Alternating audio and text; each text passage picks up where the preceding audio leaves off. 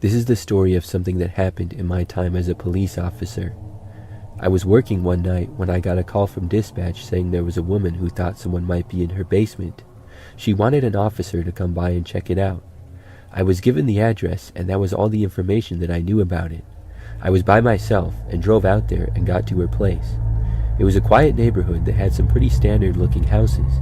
By now it was like midnight, so things were really quiet. I parked out front and then got out and walked up to the door. The house had a light on in front, and before I even got to the front step, a woman opened the door and came outside. She seemed frightened and told me that she thought somebody might be in her basement. I asked her to tell me what was going on, and she said that she woke up to the sound of footsteps in her house. She told me that she was sure she heard somebody walking in her house and then go down into the basement down the stairs. Then she called the police, and that was about 30 minutes ago. She stated that she hadn't heard any noises since, and she didn't see anyone ever. I asked her if she knew of any signs of a break-in, and she said not that she knew of. So I told her that I would check things out. She didn't even want to go back into the house though, and she said she would wait outside. So I walked in, and most of the lights were off. I turned on a couple of them and looked around. Right off the bat, as I looked for the basement, I tried to notice anything out of place, like if any doors or windows were broken. Things seemed fine. I was able to find the basement pretty easily. It had a door and then the staircase going down. The lights down there were all off, and the door was slightly open. I took my flashlight and looked for a light switch. I turned it on, but it didn't really do much, as the basement was unfinished and had very poor lighting. Before walking down, I called out, announcing myself as police, and if anyone was down there to make themselves known. There was no response. I yelled out, so I knew if anyone was there, they would have heard me. Now, I didn't think the woman was lying, but I was hoping that maybe she was mistaken. Maybe she just thought she heard footsteps, because now I didn't want to deal with a possible home intruder alone by myself. I considered calling for backup right then and there, but did not. I had no evidence that somebody was there, so I walked down the stairs. In the basement, there was a mixture of boxes and old furniture and things like that scattered around. A pretty standard scene for an old unfinished basement. There were also pipes and beams scattered around here and there. After making it to the bottom of the stairs, I looked around. Things seemed fine until I looked to one corner. Then I saw him. There was a man on the ground, hiding halfway behind an old desk. It was kind of hard to see him because he was lying down, but somehow I did. I then yelled at him to get up and put his hands up. He did not. He remained lying there, but I saw him look up at me. I yelled at him again, and I reached for my taser just in case. I told him to come out again, and I saw him slowly moving. He moved from a laying down position to a crouch position. I was still yelling at him, but I also hit my radio and began to call for backup. As I was in the middle of doing this, the man suddenly got up and started sprinting at me. He was holding something in his hand, and I didn't know what it was. Within 2 seconds, he was probably within 10 feet of me. As a reaction, I already had the taser in my hand, and I quickly aimed it and then tased him. Thankfully, I got him, and in an instant, he dropped his weapon and fell to the ground, landing just about 2 feet away from me. When he was on the ground, I quickly moved and handcuffed him. Then I radioed again to dispatch and made sure that the man did not have any other weapons. He was saying that he didn't do anything and stuff like that. I walked over and saw his weapon of choice, which was a piece of a metal pipe. Within minutes, backup had arrived. The man was let out of the house and arrested. The woman was very relieved. I'm not sure how that guy even got into her house or what his plans were, but I know that he was very dangerous based on the way he came at me and tried to attack me.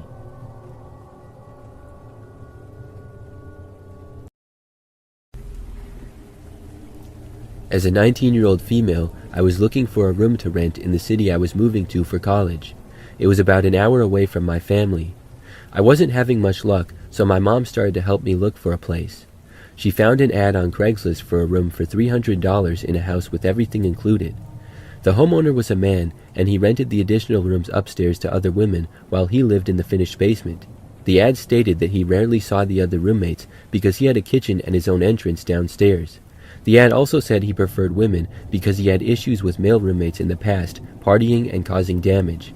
We decided to take a look because it was the cheapest we could find in the area. My mom and I went to the house to view it.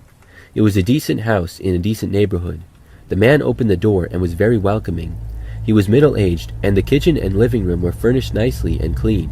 My mom loves to talk to people and get to know them, so they engaged in conversation while I stood there quietly and observed the place. He then said that he would show me my room. We headed towards the staircase to go up, as I thought, since he said on the phone my room was upstairs with the other roommates. But instead, he opened another door and we followed. He took us down to the basement and opened a door to a very small room with no closet and no windows. He proceeded to say that this was my room and I would be sharing the bathroom in the hallway with him. Also, his bedroom did not have a door on it. I was definitely thinking absolutely this was weird, but my mom and him were so deep in the conversation I could not interject. He led us upstairs and showed us the other rooms which had the doors open and said they were all currently being rented by women. He then started telling us elaborate stories about the other women, not very nice stories describing drinking problems and crazy ex-boyfriends. My mom was listening intently, but I took the time to investigate further. I looked in all 3 rooms and bathrooms. There was furniture, but not a single item in there that looked like it belonged to a woman. No clothes or anything. All the doors to the bedrooms were open, had neatly made beds with dark wood bed frames, and had bare mirrors and nightstands. There were sliding mirror closets, and they were empty except for one had men's clothes hanging pushed against one corner. Nothing was on the nightstands other than a lamp, and nothing was on the bureaus. I went into the bathroom, and there was nothing on the vanity other than hand soap. I looked in the showers, but nothing other than bar soap. The bedroom on the left had an empty suitcase lying in the middle of the bed. He seemingly had no problem with me creeping around his supposed tenants' rooms without their permission. My mom stood there listening to him. I don't know if it was sheer distraction or if she didn't want to be rude by not listening, but either way, I don't recall her having a good look around those rooms. After seeing all this, I came back onto the landing and started slowly heading down the stairs. They were still talking and absent-mindedly followed me down to the living room. My mom had mentioned when we arrived that she and my dad were going on vacation the next week, but I couldn't go because I had to work. He brought up again that I should come by next week and have dinner with him and the roommates to see if we would all get along. I said sure, and then we left. As soon as we got in the car, I told my mom I would definitely not be living there. She was dumbfounded. I had to explain to her not only did he lie about the room I would be in, and I was not supposed to be in the basement with him and share a bathroom with him, but I also had to explain to her because she was so busy talking that she didn't notice how nobody else had lived there, at least no other women did. She still didn't get it and thought I was just being paranoid and thought he was nice, and it was a cheap deal. I had to explain to my stepdad and get him to tell her that by no means would I be living there or even going there for dinner. I tried to report the post, but by the time we got home that day, he removed it. I think he planned on doing something if I went to dinner that night. My instincts were telling me that it was most likely a human trafficking situation, as it seemed as he wanted to lure women into living there, especially with the mention of how the other tenants were female. However, based off the bedrooms and bathrooms that I saw, there was no way there were any other women living in that house. I hope that no other woman decided to live there or even went there to look at him or went to dinner with the man. I'm a former police officer, and for years worked out patrolling a town near where I live. This was many years ago now, but one memory sticks with me of something that was really bizarre. It was the late 1990s, and I was working alone in my car during an overnight shift. The area that I worked was mostly quiet. It was fairly rural and kind of spread out. After being somewhat busy in the early evening, it was now the late night hours. Things quieted down significantly, and the roads had less and less traffic. I didn't really have anything to do at the moment, so I decided to drive to a spot that was common for police to sit at. There was this winding road that went right next to this large woods. It was really common for people to speed on that spot and go like 20 or 30 or even more miles per hour over the speed limit there. And there was this gravel spot off the road right next to the woods where we would sometimes sit and catch speeders. It was hard to see a cop car there, especially at night. So I went and I parked there and faced the road. I was maybe 20 feet away from the road, and to my right was the woods, and to the left was a grass field. That had some scattered bushes and trees and such in it. I sat there, and the road was very quiet. There would be a car that would drive down every so often, probably about 2 or 3 per minute. But mostly there was nothing really going on. Several minutes went by. I just sat there for about 10 minutes or so. Then, out of nowhere, I heard this really loud thud on the back of my car. I looked back and saw something large in my back window for just a second, and then heard another noise as if somebody had kicked my car. I also saw somebody out the back window very brief. It all happened so fast. Then I just barely saw them running away. I realized very quickly that somebody had thrown a massive rock at my back window and then seemingly kicked at the back of my car or something like that. I instantly got out and ran around my car. By the time I got out though, the person was running away and they were now in the woods. I heard them running through the woods, but I could not see them anymore. I went after them, yelling that I was police and for them to stop. The person did not stop. They continued running through the woods, and I was now running after them. As I got in there, it was very thick, but I could hear whoever it was a ways up. I still couldn't see them though. They seemed to be really fast and probably know their way around there. I continued to run, yelling at them to stop over and over as I did. We kept going and going, but I never knew exactly what direction this person was going in and never even fully saw them. After chasing for well over a minute, I was hearing this person less and less. It was hard to tell, I remember, because my running was making a lot of noise on its own with going through all the trees and such. Soon I had no idea where the person went. I radioed for backup and continued. I walked through the woods, now hearing nothing. I used my flashlight and looked around and called out every so often. There was still nothing. After walking through the woods for a few more minutes, I decided to head back. It took me a few minutes to get back out of the woods to my car, and when I got there, I saw that indeed a large rock had been tossed at my rear window. It didn't break, but it did show some damage. Then there was a dent in my back bumper as if it had been kicked. The rock was down on the ground next to the car. I stayed there, and soon after backup arrived. I told them what happened, and a few of us looked around the area and in the woods for a bit. After not having any luck with it, we drove around the area. That woods led to a few properties, and then there was another road past them. We went and knocked on the doors of the homeowners who lived over there. None of them said they saw or heard anything, and I didn't think either were responsible. After that, we continued to search around a little, but whoever had done it was gone, and the mystery was never solved. To this day, I still wonder about that. It was such a seemingly random attack, but to go after a police vehicle like that, you have to have a lot of nerve. And it was really strange with it being the middle of the night and nothing going on. Then they just vanished into the woods. I returned to that spot several times after that, but nothing else like that ever happened again.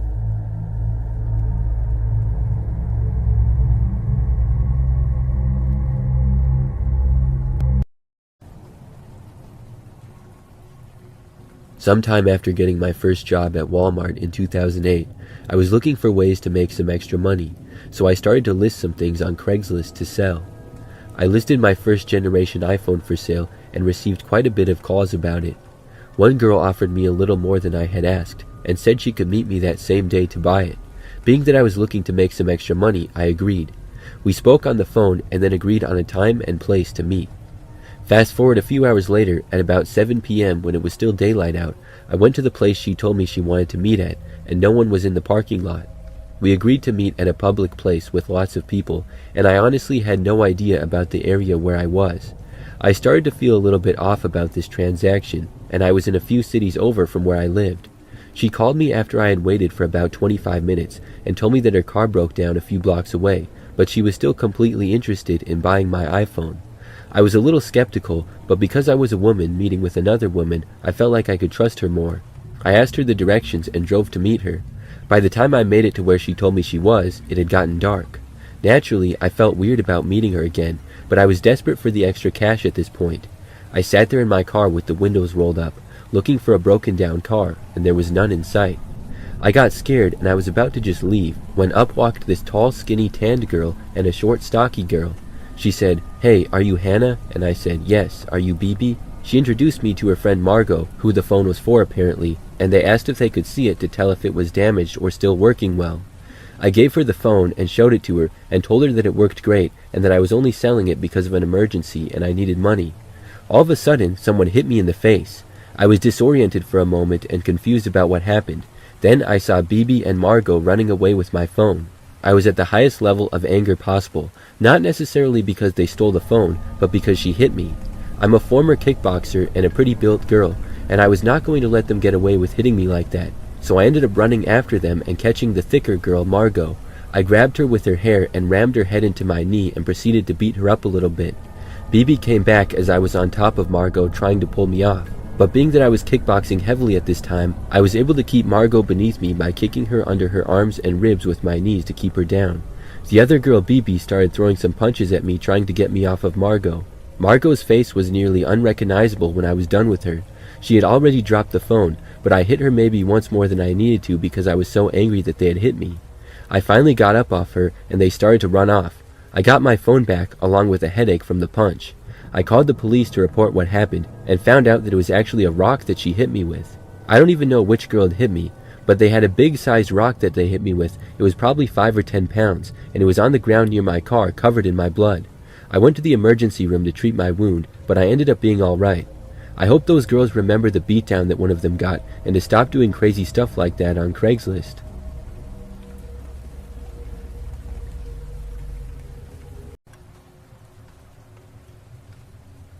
I have a friend who's a trail ranger, which is basically a ranger who can't get you in trouble. He told me about this time he was gathering illegally placed wildlife cameras and knocking down hunting stands, feeders, and blinds with another actual ranger. The other ranger said he was going to head back to base as it was a 1-hour ATV ride. He finished up the last one on his own when he heard voices. Keep in mind that this was far off the beaten path. He called out, but nobody replied. He figured the voices might be associated with the illegal hunting stands he had been taking down, and they didn't want to get caught, so they didn't respond. It was getting dark, so he started to head back, and he found that his ATV would not start. He then noticed that the battery was not connected anymore. He reconnected it and then started to drive, but it wasn't going fast. Less than a half-mile later, the whole thing died. He radioed back, basically saying, "Hey guys, I need someone to come pick me up." They told him that they would come and get him, but it would be an hour. He asked if the other guy had got back, and they said no, not yet. He settled down and started a small fire, but before long, he heard voices again. At this point now, it was dark out, and he was not happy about being stuck out in the woods. The voices sounded like an argument now, and someone was angrily yelling at somebody else who sounded more scared. He called out asking if anybody needed help. The voices didn't seem to care and didn't hear in the heat of the argument. He guessed they had been less than 1,000 feet away. He decided not to worry about it as his main priority currently was getting back home, and he wouldn't be much assistance currently anyways with a broken down ATV. He radioed again, and the other rangers back at base were having trouble finding out what path he might be down, and they hadn't left yet. He asked them to just get the other ranger he was working with earlier to tell them about where they had been working, because he left with the iPad that had a map on it of where they were. They said he still wasn't back yet though. 3 more minutes went by, and he heard voices start up again in the woods. He finally decided to just walk to them, because even if they were illegal hunters, maybe they would have a map and be able to help him get back. He walked in their direction, but the voices seemed to be getting further as he got closer. Finally, after 20 minutes, he gave up and walked back.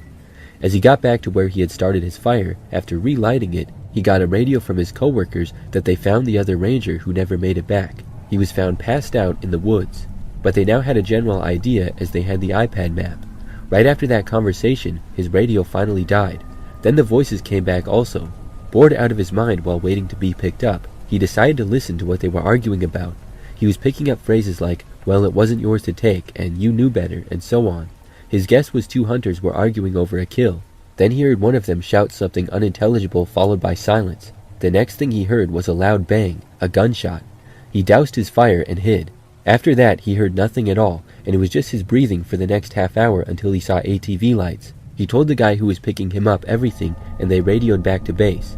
The rangers had people looking for 3 hours and found nothing. They came back the next day with police and dogs. After about an hour, a shallow grave was found, and in it was a man who had actually been shot in the face. The thing was, it was a skeleton, meaning it had been there for years already. So either the argument he heard had ended with a bang and both parties went home last night, or he heard the murder of someone from years ago.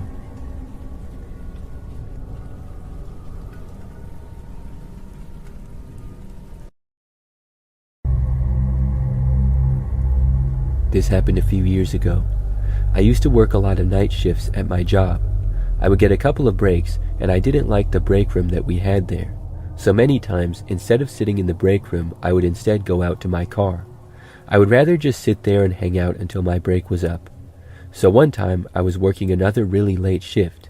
I got off at 2 a.m., so I took my break at around 11 p.m. So I left and went out to my car in the parking lot. I was hungry, but realized that I had forgot to pack anything, so I decided to drive somewhere.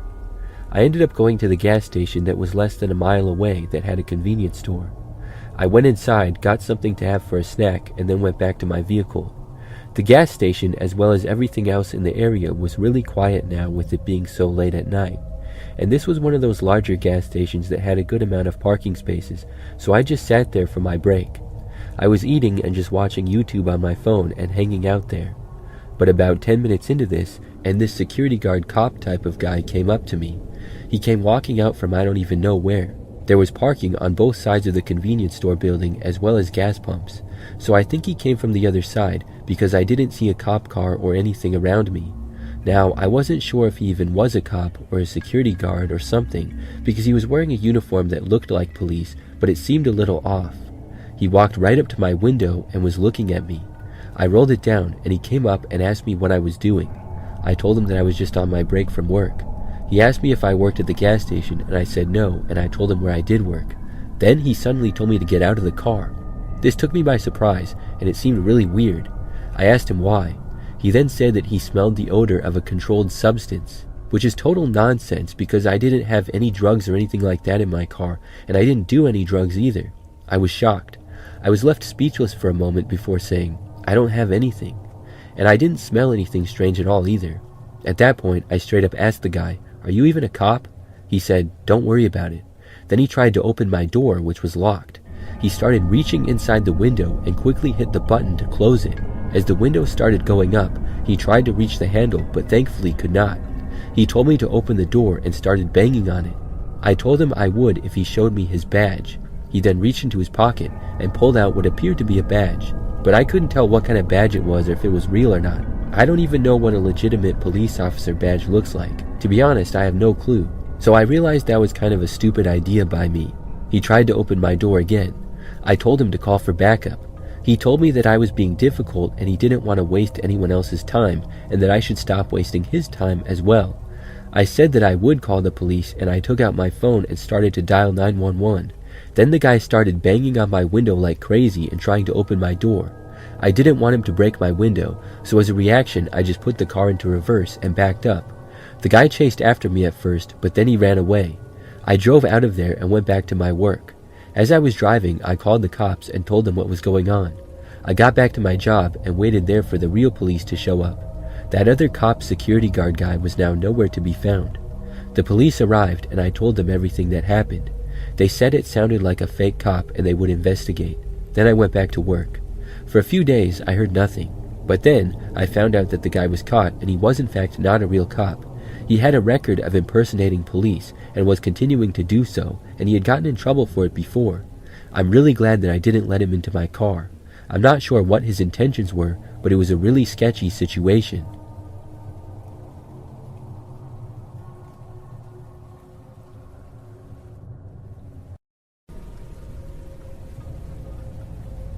This takes place a few years ago. I like to go camping and I go a decent amount.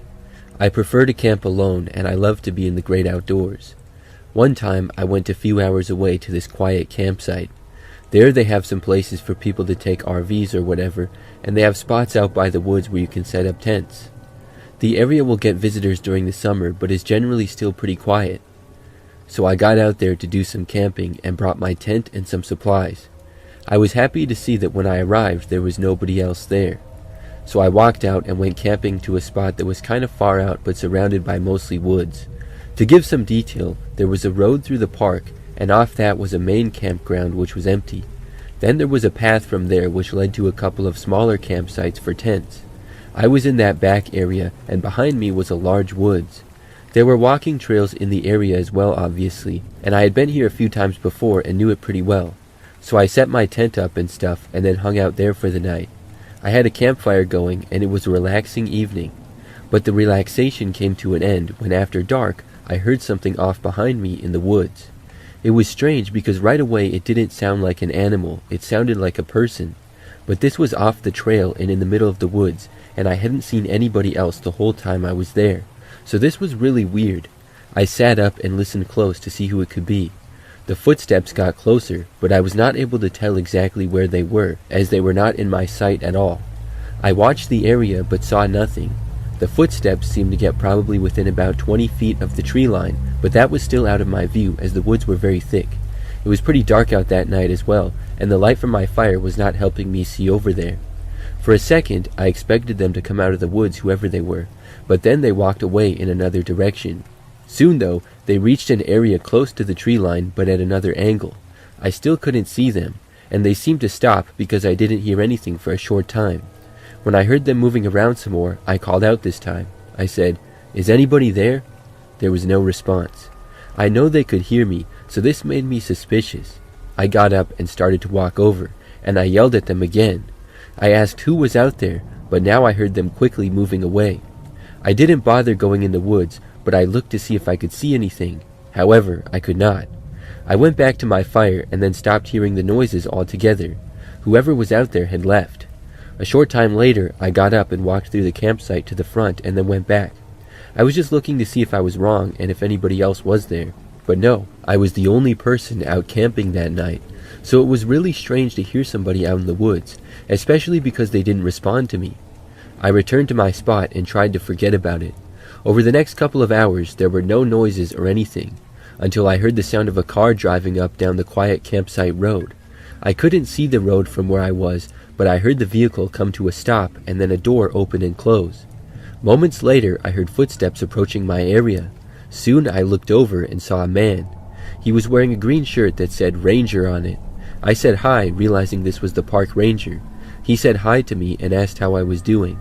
I told him good, and he said that he was just making his rounds. I told him about the noises that I had heard in the woods. He said that was odd, and then he looked around my site a little. He then looked in the woods a little bit as well. He didn't go that far in, just a couple of feet, and he asked me about my camping trip. We chatted for a short time, and then he said he would let me be, and he walked away. A short time later, I heard him drive off. I felt a little safer now knowing that there was a ranger patrolling the area. After some more time by the fire, I called it a night. I put the fire out and then got settled into my sleeping bag inside my tent. It was a pretty small tent, but I didn't need much. I laid there and then tried to fall asleep. Now, normally I fell asleep pretty easy out there. Like I said, I've been camping many times before, so I have a lot of experience sleeping in sleeping bags and tents. But I had trouble falling asleep at first on this night. Then I heard that sound from the woods again. Someone was out there. I heard footsteps walking through the woods, and they were still kind of far away, but were getting closer. Now, keep in mind, it was very quiet, so I could hear them really well. I just said to myself, no, I'm not dealing with this.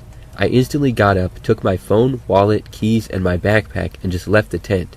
I was feeling actually kind of scared now about this. I just ran away from my tent, leaving many of my things there, and just ran through the campsite. I didn't stop, and went all the way to my car that was parked by itself in the lot. No one else was in sight. It only took me probably a minute or so to run to my car, as it really wasn't that far away.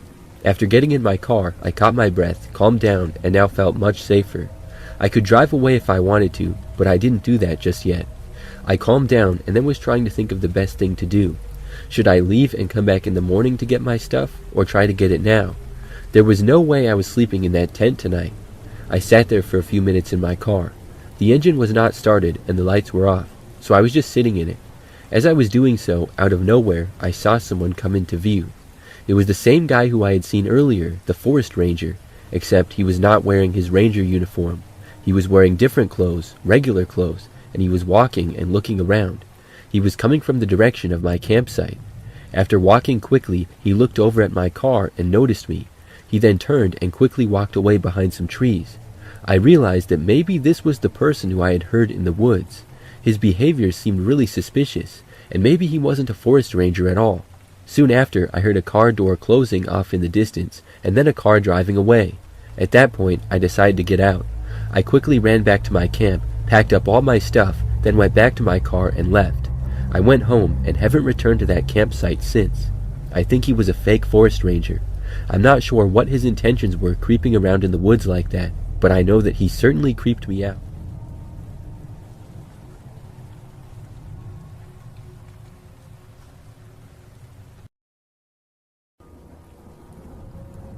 So my fiancé and I have been on the lookout for a kitten to accompany our 3-month-old kitten we already have. We searched and searched until one day he said to me we could look on Craigslist, so we did. We found the perfect one, but the only problem was that it was a 2-hour and 30-minute drive away from our home. I inquired about it at around 10:30 p.m., but almost immediately I got a response. The lady I texted with sounded very nice over text, and she asked to see where I lived so that she would feel settled about the kitten living with us. She also insisted on us going to their house. At the time, I thought nothing of it, so I sent them a video of our place for inspection, and we set up a time the next day to meet. The next day came, and I wasn't going to take my fiancé, but he insisted on coming with me because he wanted to be my protection just in case, since Craigslist can be sketchy. So we drove 2 hours and 30 minutes to get there. As we were on our way, I was texting with the girl about what time we would get there, and she responded, "Great, see you then." We arrived at the home, me in the driver's seat and my fiancé in the passenger seat with the window open. I texted the girl and got no response, and then I called and got no response. I ended up calling 5 times and texting in the course of an hour, and no response. I went up to the house and knocked on the door. Still nothing. There was a car in the driveway, but no response from the number or the door. We got there at 6:30 p.m. and waited until almost 8 p.m. The neighbor came out asking what was wrong. I said I was there to inquire about a kitten on the Craigslist ad. She said, "No one has kittens in this home though." I showed her the ad and she said, "Oh, I know them. They're very sketchy people. They don't own any cats. I just helped them move their furniture yesterday."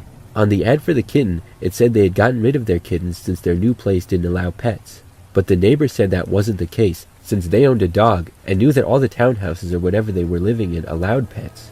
I immediately found this creepy and didn't want to rule out that the neighbor was also in on something since it was too creepy and I was feeling anxious.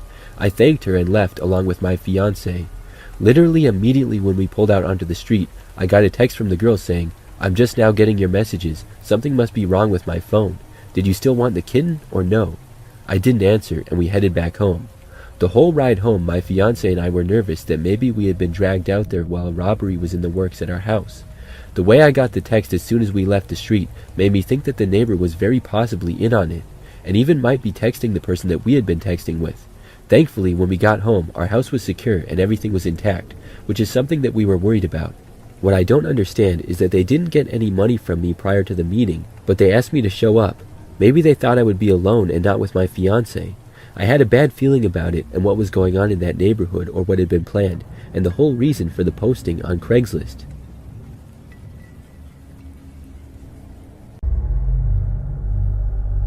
A really creepy thing happened just last year. For a little background, I'm a woman who lives alone in an apartment. I've lived in this complex for several years now, and it's a pretty decent place. One night, I was at home by myself, and at maybe 10 o'clock, there was a knock at my front door. It was strange to receive a knock at this hour late at night. I got up and walked over to check through the peephole. When I did, I saw that there was a police officer standing there. I had no idea what the cops would be doing here. The officer looked fairly young, but he was tall and strong looking. I opened the door and he said his name, but I can't remember what it was, and then he said he was with the police department. He went on to say that he was investigating a hit and run where somebody had hit my vehicle and left. He then asked me the make and model of my car to confirm it, and when I told him, he said yes, that was it. Now, I parked my car in the parking garage that was underneath the building. It seemed strange that somebody would hit my car, but my parking space was kind of near the door, so it was possible. I knew nothing about the situation, and I asked the officer. He told me that he had only heard witness accounts, and he hadn't seen the video yet and he didn't witness the crash, but he wanted me to come down and see my car. Then he said they were going to do some insurance stuff and I would be able to go back to my place. So I told him okay, and then I left my apartment with him. I was stressed out in that moment, wondering how badly damaged my car was and who on earth had hit it. As we left my apartment and were walking down the hallway to the elevator, I asked for more details. The officer said that the car was apparently leaving and crashed into mine, and then they just left. I didn't even notice what floor the officer pushed when we got onto the elevator. When it stopped, it was in the lobby, and he started to walk out. At first, I followed him without even thinking, but when he started to leave the building, I realized this wasn't right because my car was in the garage, not the parking lot. That was the first red flag. I asked the officer where we were going, and I told him that my car was in the garage. He then said that my car had been towed for the investigation, and he was going to take me to it. That was the second red flag. But still, I was believing him for the most part. I was just more so confused, not really suspicious yet. There was a lot going through my mind with all this news being sprung on me so fast. When we left the apartment and started walking through the parking lot, I also saw no police cars or anything. The parking lot was very quiet with it being late at night, and not much seemed to be going on. As we walked, that's when I really came to my senses, and I felt like this was seeming really sketchy. We were walking across the parking lot to a group of cars, and none of them were police cars at all. I asked the man where his car was. He then said that he was undercover tonight. That was the third red flag. Now I was thinking he was not a real cop. That's when I really got skeptical. I'm not an expert on police uniforms either, but his looked to be legit. I really don't know though. It's very possible that it was way off. I figured then that I had to think of something though. I told the man that I really had to pee and asked him if I could go quick. He said that where we were going was not that far away, but I told him that I didn't think I could wait and I would be really quick. I just started walking back to the apartment building without even giving him an option but to say yes. So he said okay, and then he followed me. When we got to the doors, I said, "I will be right back." I was hoping that he would take this as a signal not to follow me to the building and wait outside, but he did not. He continued to follow me and we walked back into the building. We went back to the elevator and all the way up to my floor. As we were, I asked him more questions about the crash, but he said he only knew what was reported to him. When we left the elevator at my floor, he followed me all the way to my apartment. I opened the door and he walked right into my place behind me. This made me really nervous, because now this guy who I thought was a fake cop was in my apartment. I walked to my bathroom and went inside and immediately locked the door. Thankfully, he didn't follow me into there and he waited outside. However, he did follow me like all the way to the door and was waiting right outside in the hallway as opposed to waiting by the front door. As soon as I got in there, I dialed 911 and called the real cops. I explained to the 911 operator that I was told someone had crashed into my car and I named my apartment complex. I asked if they knew anything about this. When I was saying this, I heard the guy knock on the bathroom door. He asked me what I was doing. I didn't answer him. Then he tried opening the door. The operator was not aware of a crash at my building. I told her that I thought a fake cop was in my apartment. The guy tried to open the door a few more times, and then I heard him quickly walk away. Then I heard him leave my apartment. When that happened, I left the bathroom to quickly lock my apartment door. I was told that a real cop would come to my building. I waited in my apartment. However, when they got there, the fake cop was gone. I gave a report and then went down to the parking garage to find my car still in my parking space with no damage. The whole thing was a lie. That guy was pretending to be a cop to get me to go into his car and possibly kidnap me. The police said they would investigate. However, I don't believe that he was ever found. I never heard anything more, but I also never saw him again. I'm really glad that I had the idea to go back to my apartment when I did.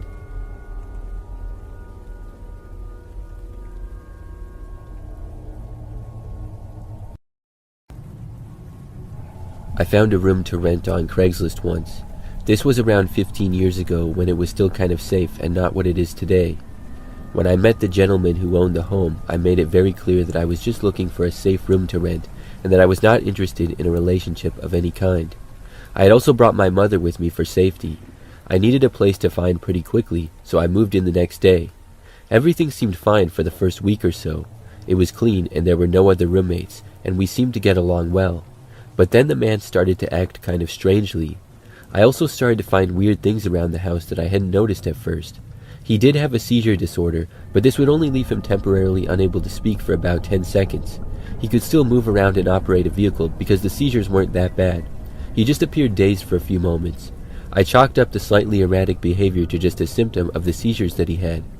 One day he began telling me about the last girl who had lived there. He decided to tell me that he would pay her for a relationship, and then he would charge less for rent. I told him that I was very upset about this because I made it clear to him that I was not looking for any kind of relationship. I was very angry because he had sworn to me that he wasn't looking for anything like that either.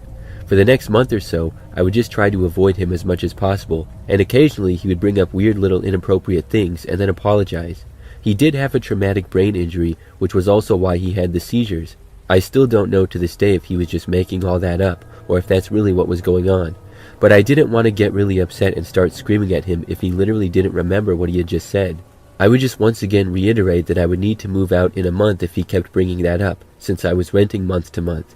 He then asked if I wanted to play with him to get half my rent discounted. I declined and reiterated that I was not interested. And then a day happened that I will never forget. I was smoking a cigarette in the backyard and then noticed that there was a tool shed that I had never really paid attention to before. Well, that day I was bored and decided to just look inside. I found some strange-looking tools, thought nothing of it, and then later found out that they were antique gynecological tools. Naturally, I thought this man was committing horrific crimes in his backyard, but when I spoke to him about it, he said that it was just a weird thing that he liked to collect. They actually were quite dusty and seemed to be in an undisturbed area. Then the next day, he had gone to work and left his bedroom door open when he normally left it shut. I happened to notice that there was a cage with a mannequin inside of it. He had all kinds of crazy tools, and even this weird thing that traps your arms in his room too. I actually began documenting things with my phone, taking pictures and sending them immediately to my mom and sister. I was starting to fear for my safety at this point. Again, since there were no bodies or anything like that, I figured it would be okay to spend the night there until my mom could get me the next day, as she had to drive down from out of state. When my roommate got home from work, he went to his bedroom for a moment and then came out and said that he saw I was taking pictures. Then he said, "I love the way you wash your hair and dry off in your bedroom." If you're a landlord, you can have cameras that are in common areas and are very visible, but apparently he had hidden cameras everywhere. He definitely had one in my bathroom and a few in my bedroom as well. I actually literally ran outside and called my mom. My mom said to hang up and call 911 right away, so that's what I did. Unfortunately, there was not much they could do. I believe that he removed the cameras as the police were on the way because they didn't find any cameras or footage. They said that yeah, the cage thing was weird and the tools were weird, but there was no evidence of crimes or anything. I have been a forest ranger in the United States Forest Service for almost 15 years, but this took place about 3 years after I joined. We were getting calls about a lone wolf with a collar on hanging around campsites. It was weird since wolves aren't known to be in the area, but when you work in the field long enough, you start to realize anything is possible. No calls had mentioned violent behavior from the animal, thankfully. I departed from the station around noon to check out the places where it had been sighted. I wandered around for 3 hours looking for the wolf until I took a break to drink some water. I sat down, had a snack, drank some water, and was getting ready to go again when the thing was only about 20 feet from me, trotting near the tree line. It seemed friendly and had a collar, so I whistled to it and he came over to me. Getting a closer look, I could see that it wasn't a wolf. It was huge, but it was dark and didn't have the right body structure, though I could clearly see why it was confusing from a distance. I radioed in and reported that I had the dog with me, but as soon as I said I would bring it in, the dog took off. It was like he was playing to see how far he could get me to chase him. I went after it, and I swear it was a game of chase for at least 5 minutes as we steadily ran through the forest, and it was a chase for at least 5 minutes as we steadily ran through the forest. The dog finally slowed down near a rockbed creek area and started pacing around a spot. I drew closer and didn't see anything off at first. Then I noticed. The overgrowth had almost disguised what appeared to be bones. I called it in immediately, and another team was sent to recover the remains. When I went to retrieve the dog, he was just gone. But the dog wasn't a priority anymore at that point. He was friendly enough, and I figured we'd catch up with him later. The bones were identified as a teenage male's who had died by a self-inflicted gunshot wound to the head. He'd been reported missing in the area long before I became a ranger, and there had been pretty much no hope of finding him. I spoke to the mom on the phone, who had called to thank me personally, and she asked how I had found her son. I mentioned the black dog, then thought that I had said something wrong since there was a pause on her side of the line. After a couple of details about the dog, she quietly explained that her son, who struggled with making connections, had sunken into a deep depression after the death of his best friend, the very dog that had led me to him. I think I spent the rest of the day stunned. I continued to be in disbelief in a way, but I know what happened.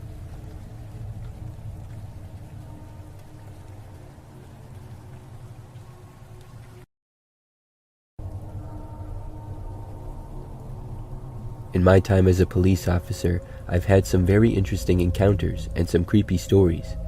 There's one that's the craziest one that still gives me the creeps to remember it. It happened a few years ago when I was fairly new to the job. I had been an officer for just a couple of years and mostly worked overnights patrolling the area. The city that I worked in was mostly pretty average. It's fairly large and a mix of commercial, residential, and rural areas. It was nighttime, and as I drove down one of the streets, I came across a car with no plates. There was no indication of a license plate number in the window either or anything, so I decided to pull the car over. I initiated my lights and got closer to the vehicle.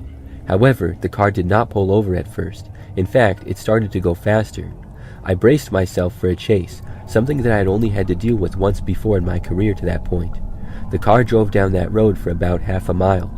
There were not that many other cars on the road at all, thankfully. But the car turned right quickly, which led to a much quieter road. I turned after it, and now had my siren going. A short ways down that road, and the driver turned again at a very sharp angle. The car almost didn't make the turn, but just barely did. After it made this turn, it quickly pulled over to the side of the road, sort of going into the ditch. I was still pretty much right behind it. But then I saw the door open and the driver quickly get out. It was a man, and I didn't see him for very long at all. He took off running, and within probably a second, he was in the woods, which was right off of that road. I pulled over my car right behind his, and quickly got out and ran after him. I yelled at the man to stop, but he had a pretty far head start. I remember that by the time I got in the woods, he was way out there.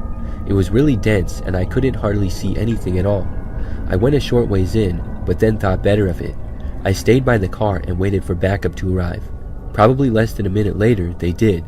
After more officers arrived on scene, we then searched the immediate area, and the suspect was nowhere in sight. Later on, a canine unit arrived, as well as many more officers, and the car was towed. But an initial look at the car did not yield any evidence. The car was completely empty. There was literally nothing in it at all, no items or anything. And after searching the area, the suspect was not located. I remember wondering how he had managed to get away.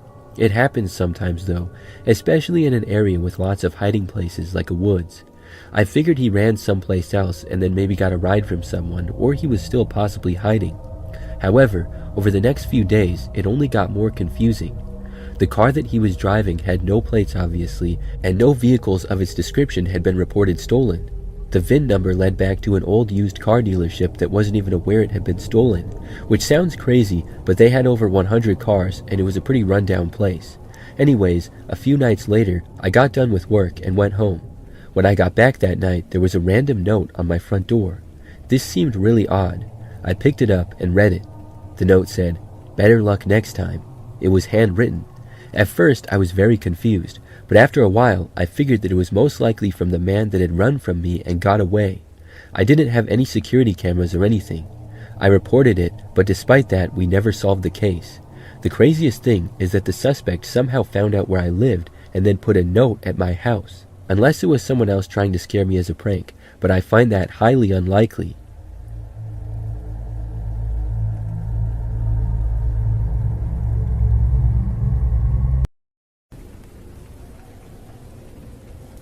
My friend, his girlfriend, and I were planning on moving in together during my junior year of college. We scoped out Craigslist for apartments and houses for rent in our area. We came across a really good deal on a house in a decent area in the city that we planned to move to. My friend sent an email asking for a showing, nothing too in-depth, just saying he was interested in the place and that he had 2 roommates who would be helping cover the expenses. He never mentioned our names or what we looked like, and his email address is pretty nondescript. It doesn't have his name or even his initials in it. Like I said, it sounded like a good deal, but it was almost too good to be true. There were pictures, but they only showed the outside, so maybe the inside was kind of a wreck or something. I didn't know. The post gave the exact address of the house, so he and his girlfriend decided to go check it out that same day. I had work that afternoon, but my friend and his girlfriend drove over there anyways. We assumed that this house was situated on a side street pretty close to the main road, but when they got to the address, they found out that it was set back down a long driveway, very private from being in the city.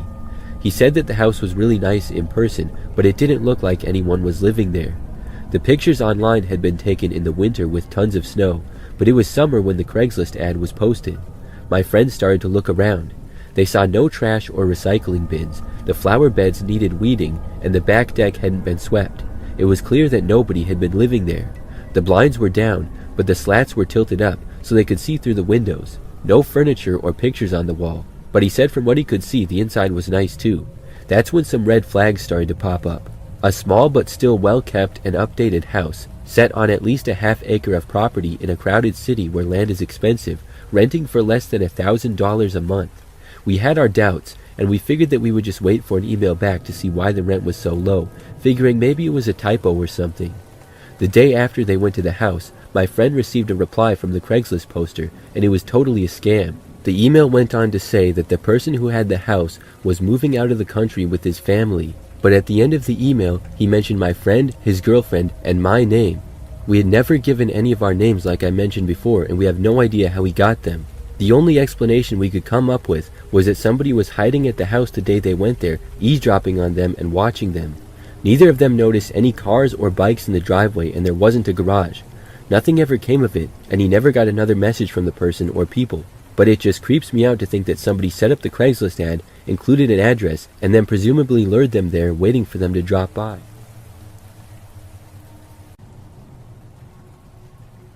I was a lone recreation ranger in a small district in southern Idaho. The nearest town from the guard station where I lived was about an hour and a half away by car. After moving into the guard station, I had already had my fair share of problems, and I was only a couple of months into living there. The solar power was not working, and I hadn't slept well for a while due to various factors, which included bats in the cabin and some sort of animal walking on the deck at night. The woods there always had an eerie feeling to them, and I was new to the area, so it was uncomfortable for me. After 2 months into the seasonal job, I started to hear something walking and scratching on the deck at night, and perhaps even on the door. Now, this district was known for its badgers and beavers, so I didn't think much about it. When leaving the cabin at night, I always had an eerie feeling like I was being watched. One night, I was returning from my grocery run and had a bad feeling.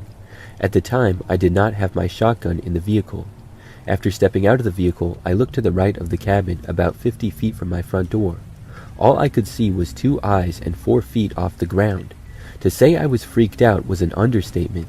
I started yelling loudly to try to scare the eyes off, but the eyes only crouched down and inched closer.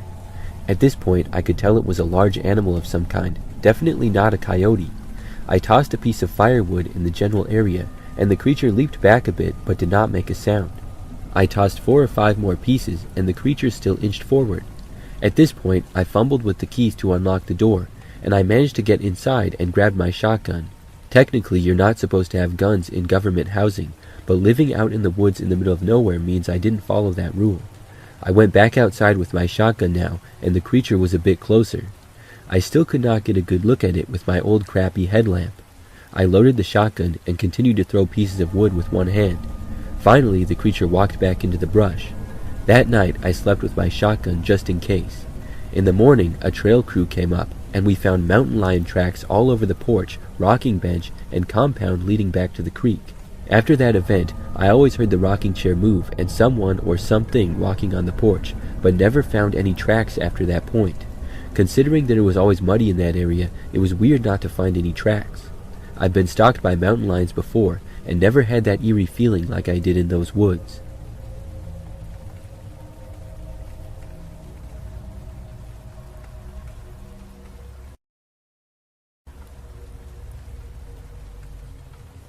My cousin works with the Forest Service in the Montana and Wyoming area, and I decided to go there with her to literally test the waters. She does hydrology and has to ride out to the middle of nowhere to test streams and snow runoff to check the quality to see if there are contaminants. I thought that sounded like fun, and I wanted to do a bit of a tour with her to see the area. I also wanted to see if that type of job is something that I would be interested in after I finish school. We were going camping out there for 2 nights, so we packed up all our gear in saddlebags on horses and started out. The first day and night was amazing. Beautiful scenery and amazing air quality. It really is so peaceful out there. I love that area and wish I got to go out there more often. Anyways, we started out on the second day, and my cousin said, "You want to see something weird?" Of course, I said yes, so she led me on a bit of a side journey into this tiny little ravine. We ended up traveling about 2 hours away from the actual path we had laid out. At the very end of this fold in the land, she dismounted and told me to get off my horse as well. We tied them up in this gorgeous little clearing, and she told me to follow this tiny wildlife path and bring our little rechargeable radio. It was one of those radios that you can plug in or wind up, and it also acts as a lantern if you really needed to, but that kills the batteries quickly. I went down the trail with my cousin following behind me, and out there in the middle of nowhere was a huge coil of wire sticking out of the ground. The wire itself was not weirdly large like some buried transmission wire, but small wiring for a house. It trailed off into the brush and trees, so naturally I decided to follow it out of curiosity. My cousin trailed behind me as I now followed the wire. This wire, after coming straight up from the ground, was strung across limbs of trees and then back to the ground. Then it snaked around rocks and finally dead-ended into an outlet. That outlet was mounted on the side of the desk. It looked like a school teacher's desk from when I was growing up, with a metal base and a wood and plastic top thing. The desk looked like it had been in place for a few years at least, not incredibly rusty, but it was weathered.